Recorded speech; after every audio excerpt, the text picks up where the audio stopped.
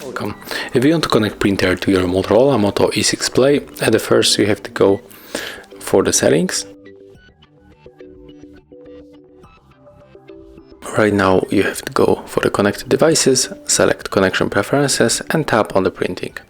Then use the default print service, and right now our smartphone connects automatically to this printer. So right now if you want to print something, I will show you an example on the photos.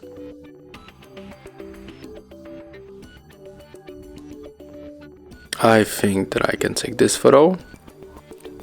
Click on the right upper corner on the three dots, select print.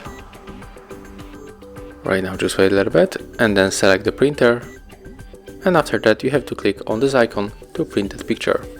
And that's how it looks. Thank you guys for watching. Leave thumbs ups, comments and subscribe to our channel.